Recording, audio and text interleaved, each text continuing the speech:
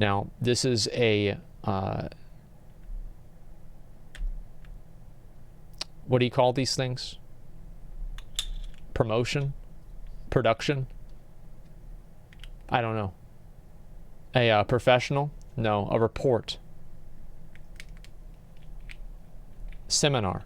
Yeah, this is a scamming seminar about how to scam people out of their money. So I want you guys, while we're watching this, it's a TED Talk. Presentation. Yeah, there you go. Presentation.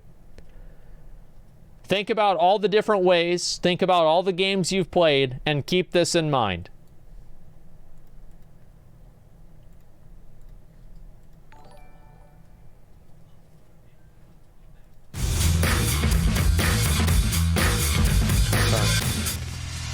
Oh my god. Look at that like and dislike ratio. Holy shit. Didn't you already watch this? No, I didn't. I watched a video that looked at... We watched a video that referenced this and showed a few clips from it, and I was like, wow, this is really, really good. I want to watch this whole thing on my stream. And so that's what we're doing now. Hello. I'm here to talk about monetization. It's Let's Go Whaling. It is about a summary of a huge bunch of behavioral psychology. So the tricks on how to monetize a game well. Some of you will probably be slightly shocked by all the tricks I have listed here, but I'll leave the morality of it out of the talk. We can discuss it if we have time later. He doesn't give a fuck. That's basically what he's trying to say. He's like, we'll talk about the morality after the, you know what, let's just talk, yeah, all right, let's get on with the show. That's basically what he's doing. He doesn't give a fuck. So, let's dive right in. First off, Wall Street trader and an oil sheikh got into a fight. Who won? You guys did. This is to remind you that a lot of you think about like the investors that are sitting there at the thing with like their arms over like crossed on top of their big fucking bellies, just laughing this shit up, dude. Like you can just hear them in the background. Keep that in mind. The spend comes from the high paying guys, the whales, and the very best way to get these guys to spend is to get two rich competitive guys to fight each other and tell them, I'll give you a slight upside if you pay me. Next off, to remind you that the best way to make sure of both your retention and your monetization is to make sure you have enough of an in-game economy in there. What economy? There is actually clearly lowballing it. Top grossing games have in-game economies worth tens of thousands. That's how you can keep people. I like how like the strategy to like, here's how to make a lot of money, is put a lot of things in the game that are worth a lot of money in the game, and then people will buy them. That's smart. People in there, they have lots of things to do, to stuff to upgrade, to progress along, and that's how you can make them spend a lot as well, since you can, for instance, give a huge discount on something. You know, this stuff is worth 150 euros, but now I'll give it to you for 5. If your whole in-game economy is worth less than 150, you cannot do that, of course. That's true. So now, that's true. A few of these. So artificially inflate the prices and have so many things in the economy that you can actually do these huge like fire sales, and then convince people to buy them that way. That's actually really fucking smart. He's Finnish, not Swedish. Who cares? Like frameworks on how to think of stuff. I've seen suggestions to model what you sell according to Bartle types. I assume you're all familiar with Bartle types. The achievers want to progress in the game. Yep. The socializers want to speak to other people. Those are the role players. The killers just want to compete and kill each other. And the explorers are the guys who are after stories. Those are the casuals. And experiences. Yep. So this is from Will Luton's suggestion to you sell convenience to the achievers, which really means faster progress. Okay. Customization to socializers. Hats and stuff, competitive advantage, that is pay to win for the killers, and content for explorers. Now, the reason I highlighted convenience up there or progress is that most of your sales will be here. Customization, hats and stuff, they're nice, but you'll have a single-digit percentage of your income coming from that, if you do both that and progress. So this is like what he's saying, these are the different ways that you use to basically fucking scam people out of their money. Now, number 3 is the pay-to-win one. This is the one that for some reason people are not okay with. So they don't want to have the competitive advantage for the players. But the other 3, oh man, people will eat that shit up like it's candy. They don't give a fuck. Competitive advantage is good, but you can go overboard with it and have an unbalanced game. Which is, if it's too clearly pay to win, people will stop playing. Yep. And content... You have to trick them, make them think that it's not pay to win. But it is, and that's why you get them to pay. It takes a lot of resources and time to do that. Selling content is very expensive. Hardly any team can keep up producing content at the pace needed. Yeah, it's basically expansions. This one I like a bit better. Hook Habit Hobby. This is a model from selling drugs to kids. Dmitry Dravanov of Flare Games. It's a model for how people progress in a game. The hook is what gets you into the game to try out a free-to-play game. Then you build it into a habit that you play multiple sessions every day. And then at the end, it's the hobby phase where people smoke weed every day. See it as one of their main hobbies, and they put lots of time and resources into it. Now, if we look at this from a monetization perspective, the hook is where you put up an icebreaker. You want to give a really, really good deal, something that's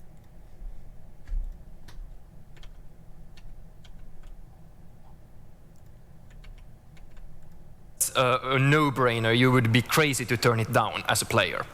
The reason to give a really good deal up front is by making people spend up front, they are also emotionally committing to your game, their retention will go up. And the first spend is, it breaks the ice, then they think of themselves as spenders in the game. It's okay for me to spend in the game. Lots of people otherwise have this wall up, I will never pay for a mobile game. So you need to break the wall first. Hey, look, it works. Hey, what can I say? It works. The habit is like the main meat of the game. This is where you sell the faster progress, as we just discussed. And the hobby is for the guys who have already maxed up. Faster progress. Just a second. Whoa. Wait a minute. Pause. Oh, what's this? What? Whoa, what's this? Wow! How about that? Man, these Blizzard guys, they really know what they're doing. Oh, they're the guys who have all of their Clash of Clans building at the max level. They are already there. So you can no longer sell progress to them, you have to sell consumables. This is where you're selling the faster healing times or faster build times of armies. This is also where you get basically unlimited upper spend. There's no limit to how much you can spend in, for instance, Clash of Clans. Yep. So let's go down into some of these more tricks. Gachas. Who hasn't heard of gachas? Yep. Excellent. Most of you have. So gachas, they're named after gachapon, these Japanese machines, which are sort of slot machines that give you collectible stuff. Okay. On random, you get collectible stuff. But it's really the same mechanic that we have had in Western markets for collectible playing cards like Magic the Gathering. Booster packs. You never had Charizard. No matter how much you spend, you cannot directly get the card you want. You have to, over and over again, pay to get a bunch of random cards and hope that the thing you wanted is in there. Or then you like trade them somehow if there's... We're saying, wow. Well, you're no longer able to buy the specific item that you want. Let's say with maybe the Azurite vendor, you know, you're not able, actually now you are, but before you weren't able to buy the item that you wanted. You just have to continue rolling the dice. I mean, just for an example. What wasn't what you hoped for. That's These right. are great for again, both monetization and retention, because people like the lottery part of it. If you want to look up Skinner box to know why. It's really a lot more exciting, and you get more content because people cannot immediately progress to the stuff they want. The Skinner box is a variable reinforcement ratio, which is what is the most powerful tool of getting people to repeat a process. So if you roll the dice and you always know exactly what you're going to get, you're not going to do it as often. If you roll the dice and you never get what you want, then you're never going to do it. But there's a sweet spot in the middle of it where whenever you roll the dice and you don't know if you're going to get it or not, you get that excitement. That's the variable reinforcement schedule that Skinner boxes use, right? And that's the strongest way of creating a gambling type behavior. And that's also the same thing that's happened with like games too. Think about the way they do WoW loot now. It's the same fucking thing. Okay, let's go.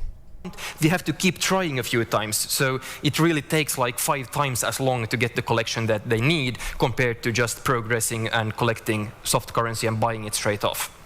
Titan portion.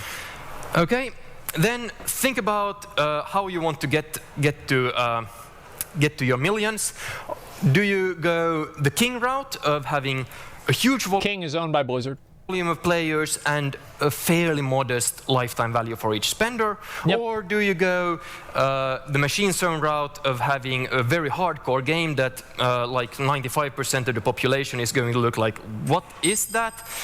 But the 5% that actually do play. I just want to pause this right now. Just give me 1 second, guys. Somebody reminded me of something that was extremely important that I don't know what I was thinking. I don't know what I was doing, but I'm a big fucking idiot.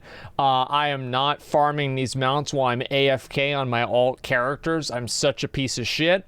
And so please, if you have the Arachnid Harvester or the Rust Feather up on your realm, please invite Thug Fresh on the realm Kel'Thuzad so I can get these items as well, okay? I need to be AFK farming these. You even killed them on your man. Not today, but I know that this guy's already there, so I'm going to go on him first.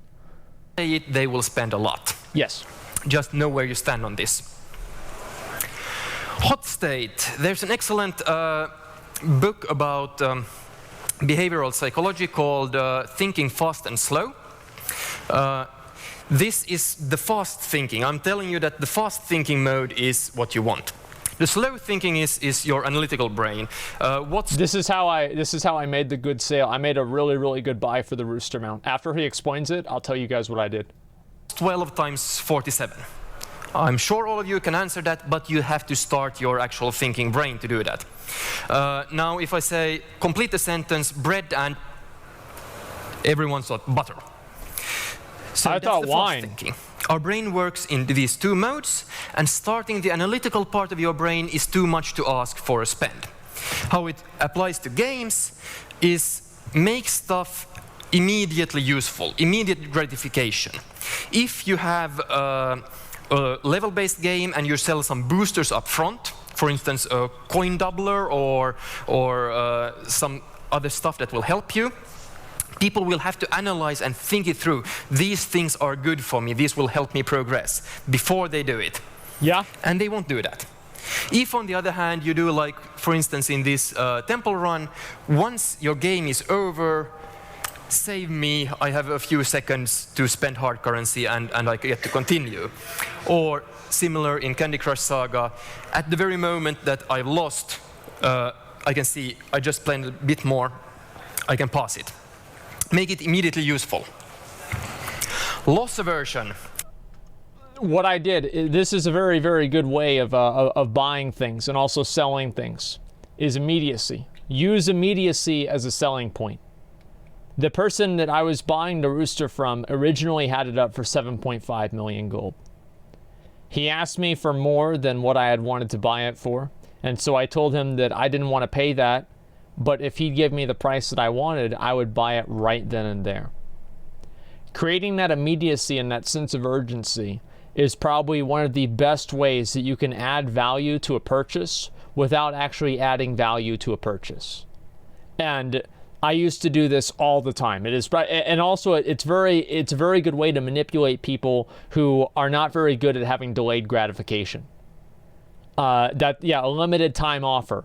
The let me think, like other different things that let's see.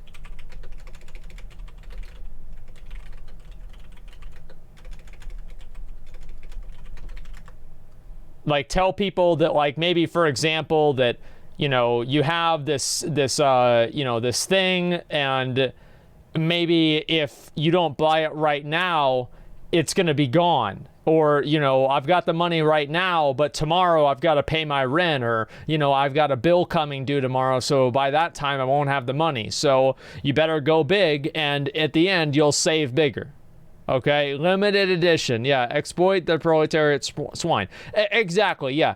So there's plenty of different ways to do this, okay, guys, just so you understand. Tell people to trade for thousands of years. Oh yeah, no, this guy isn't saying anything that's new. He's just using a different avenue to say it. This is, people are much more attached to the stuff they have than an equal amount of things that they can gain. Which means that if I give you an offer, I'll flip a coin. If it's tails, I'll take 100 euros from you. If it's heads, I'll give you 120 euros. Who would take the bet? No one. No. We need more gain to offset the loss is felt more strongly. Yeah, we need like 200 against 100 loss, 200 gain against 100 loss, then we'll take the deal. In games, you can apply this by giving people stuff that feels is in their pocket, and then threaten to take it away unless they pay up. This is, lots of level-based games do this. There are collectibles in things like Puzzle and Dragons. You collect along the way. If you didn't finish the level, they'll take it from you.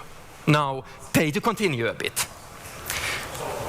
Offers and scarcity plays into the loss aversion. If there are rare cards up here, and you see the goblin going with his clocks, tick-tock, I'll take it away from you, I'll take it away from you. They are scarce, they go away. This is a brilliant way to get more. That's right. People to spend more. Subscription, does anyone recognize the guy? He's the builder from Clash of Clans. The point of this is the builder has a very specific way of working. If you spend your hard currency on this guy, you will only get the benefit from him if you then keep coming back to the game very often. So it drives both retention and monetization. It creates a sense of investment. Stuff that makes people come back to your game a lot in order to get the value out of that. Yep. The IKEA effect. This Twitch is Prime too. Stuff that we put work into, we value more highly. You know, IKEA really sells you cardboard stuff. It's shit, but you value it pretty much still somehow slightly higher because you actually built it yourselves. The model over here is from a psychology book called Hooked: How to Build Hooking Products. This is how we build habits. There's a trigger to remind us to do something, then we go do an action, we get the variable reward, just like the gachas, we get the lottery ticket, and then to really hook it down, we need to ask people to do something for us, do a little bit of work, because then they become emotionally attached to that. Yep. And then we set up the next trigger, either internal or external. External trigger means really a notification in our case. Internal that people have in their minds that, you know, I started building that tower or I planted. That's why you have to do like a little bullshit quest or something like that at the beginning of things in order to get you invested in the system, right? That's basically the idea of it. Pumpkins, that means I need to come back in 8 hours. Yeah. So that's the trigger, and then we go round and round, and we have the habit. Anchoring is fun. Anchoring means that when we don't know the price of stuff, the first price we hear suggested for it becomes our anchor, and then we compare everything to that. Yep. For instance, an iconic example. This is what people do with WoW tokens. Black pearls, when they first came on the market, no one wanted them because they're dull and black and don't look very nice. They were the guy who had them told his summer trainee or whatnot to just dump the price of them and get rid of them. The summer trainee understood it wrong and actually hiked the price by 50% or 100%. And then suddenly they became these objects of desire. Even more special, I think, is this: if I ask all of you to write down the last 2 digits of your social security number, and then I have an auction, like imagine this is a fancy bottle of wine, and you get to bid on auction here. Okay. The people like me, my last 2 digits in my social security number are 99. I'd bid a higher price on this than the guys who have like 10 or 05. Just because I wrote down a high number on a paper will anchor my thinking on what goes next. So how to use this in a game? You start with a high offer, right? So what he's saying, you guys are putting question marks in chat. What he's saying is that you start with a high offer and you say this is worth $50, and you get that number $50 in people's heads, and let's say it's only worth $5. But if you say $50, now the conversation is around $50. And so that's why a lot of people start off high and then you basically negotiate down. That's the way that it goes. And so yeah, you basically, priming, anchoring, whatever you want to call it. So you started at $50, then you start having a conversation about $35. But if you started at $35, that means you're going to start having a conversation about $20. And you don't want to talk about 20, you want to talk about 35. And that's why you start high prices. That's basically the whole thing. And that's why, obviously, the Blizzard mounts, do you really think that it costs them $25 to sell you a mount? Fuck no, it doesn't. That's why they can go on sale all the time for these massive price reductions, is because it's worth nothing to them to do. But they can do that, and as soon as it goes on sale for that massive price reduction, everybody thinks, oh my God, I'm saving so much money by buying this thing that I don't actually own for only $8. That's how it works. It's worth what people are willing to pay. Well, yeah, but how do you change how much they're willing to pay? That's the conversation. It's not about, of course, it's obviously worth about how much people are willing to pay, but how do you make them willing to pay more money? Some games, immediately when you're in the tutorial, they suggest to you, you should buy this good IAP for 50 euros or something like that. I go like, oh, that's expensive, I'll never do that. Of course, no. And I expect them to say no. Then again, I come back like a few sessions later and suggest they buy it for 15. And I'll say, that's a good value, because my anchor was at 50. Social proof. So this is, we are herd animals, we tend to do what all of the others do. You all sit quiet listening to me, because that's what all of the other guys do here. So, especially when people are similar to us. This is good. This means that this is good. You should have the socially accepted way of behaving in your game should be paying. You want to tell people... Subscriber only chat. For instance, when a clan member of theirs spend IAP money, you want the whole clan to know, because then that becomes the socially acceptable way of behaving. You absolutely do not want to tell them that the majority of people in your game never spend money. That's right. Poison. Never tell them that. Absolutely. Availability means that the stuff we hear a lot about is the stuff we judge as likely to happen. This, for instance, can tie into gachas. If there are rare gachas, not every player will see them every session. Look at that. That's like the definition of rare. Yeah. Which means that they will think that it's not likely to happen that they get one of those, which means that you should tell them about it, which means every time a clan member gets one of the rare things, you should broadcast it to all of the others. Lay off, thank you very much to the Twitch Prime. Really appreciate that. D-Stag, thank you very much to the Twitch Prime as well. Son of Sevenless, thank you guys very much. Themselves, Dog on My Leg, ASAP Queef, Have a Pringle, thank you guys very much all for the subs. He legged himself, thank you very much for the sub as well. Thank you guys. It really means a lot. Thank you guys so much.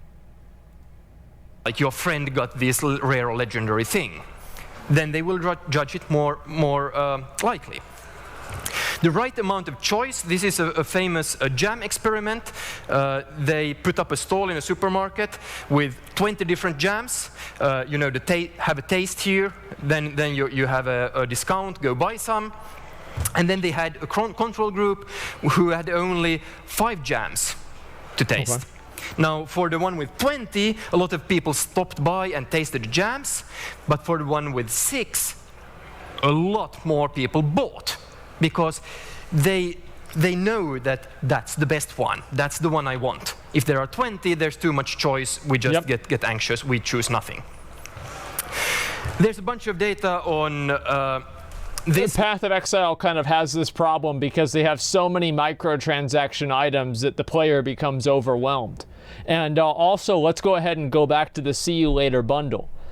Because there are so many mounts that are in the store, players then have their decision-making process dispersed over so many different items, it becomes overwhelming to them. So Blizzard counters that by removing some of those items from the store, so then players can focus their decision-making process on fewer amounts of goods. So this is, yeah, I mean, there it is, only 6 items at a shop at a time. Not 6. PoE also put in loot crates. PoE is also free. Okay, like, keep that in mind. PoE is free. That whales take longer time to convert. This is just another reminder for you to have content for a bloody long time. The core loop goes through the store. I have an example, hill climb racing, because it's so fantastically minimal and nice. You do your action, your in-game, your core game there, and you go straight into the meta game where you do the upgrades, and then back there. So the loop always goes through the meta stage where your store, where you're spending money. Labeling. Like, for example, like, let's say maybe you have like a menu that you have to always go to, and shop is right below help.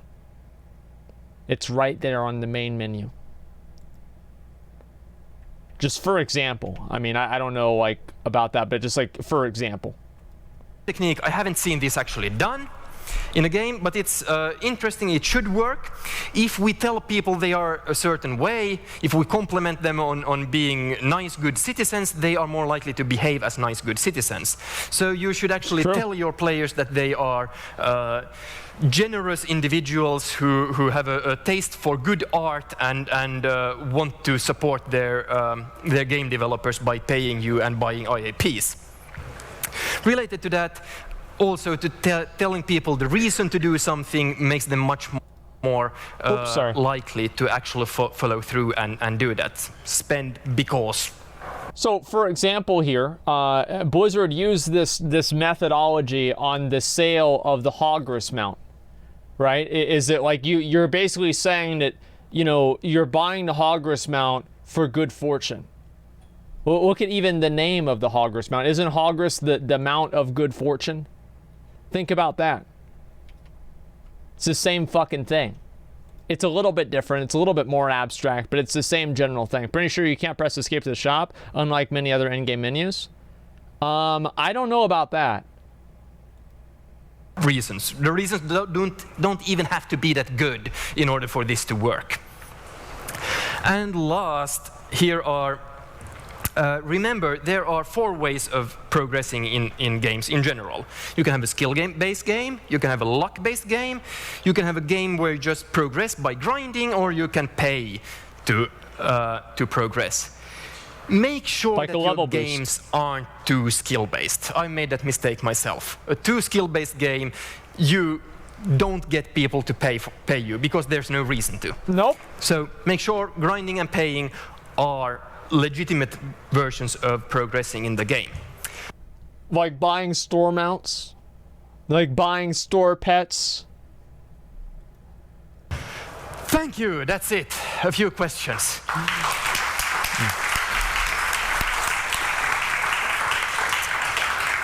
Any questions at all? No? Okay, well, thank you very much. Thanks. I'll give one more in case you didn't have questions. Reciprocity is a very, very strong mechanic. If I give something to you, If you give something to me, I feel obliged to give something to you. To trigger that, however, we need 3 different criteria. The gift needs to be unexpected, personal, and significant. It can't feel like something Gifted subs. I gave to everyone, which makes this a real challenge to do as part of the game. But I think you can incentivize your players to trigger reciprocity between each other. But that's a challenge for you guys. Thank you.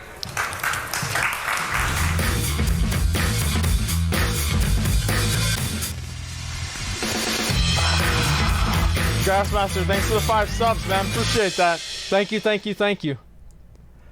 So this is how guys, can we get some gifted subs in the chat right now? God, dude. Can we please, guys, reach deep? Can we give back? I mean, we have a lot of generous people in this chat, right? A lot of people that, you know, they really care about how, you know, how well we're doing, right? And that's what matters. Yeah, very, very generous people. Mount? Oh wait, yeah, I tagged it. Okay, we're good. I'll get the mount here. Just a second here. Dan Under with the 5 Get the Community subs too. Thank you very much. Ray Quazzo with the 5 Get the Community subs. Thank you, thank you, thank you, dude. Thank you very much. So guys, the point that I'm making, I think that you guys obviously see basically what the fuck is going on here, right? I mean, this is... what did you guys think of the video? First thing I want to say is, what did you guys think of the video? Did you like it? Make sure your games aren't too skill-based. Yo Crunch with the 5 more gifted community subs. Thank you very much, man. I appreciate that. I mean, these videos, right, it's very important to watch them. So it's like, so you know how you're getting fucked. You know exactly how it's happening. And that's why I want you guys to watch the videos, so that way, you know, whenever you see one of these things happen in real life, you can tell it, right? This video is about to get really popular. God bless you, Jim. And Crumbers. Say what? Oh, and Crumbers and Eltar with the 5 more gifted community subs. Thank you very much. I appreciate that. Thank you, thank you, thank you. Very tasteful and generous people in this chat. That's extremely true. Hey, obviously. Cupcake with the 5 more gifted community subs. Thank you, thank you, thank you. Yeah, I mean, this is amazing. No, claim you didn't know. Well, this is the thing, right? Is that Twitch streamers and game developers and everybody like this, they've been doing this forever, right? But people haven't really noticed that. It's the same as why people, it's like getting them involved with this stream. There's like so many different ways, and I don't even know if I want to make this video series, but I thought about making a video series about Twitch, how to manipulate your audience into giving you money. Right? And this is something that I've been very passionate about. I think about all the time. Don't do that. Why? You're gonna ruin streaming, dude. No, but then they'll do it ironically, and then they'll keep giving me money. I can't lose.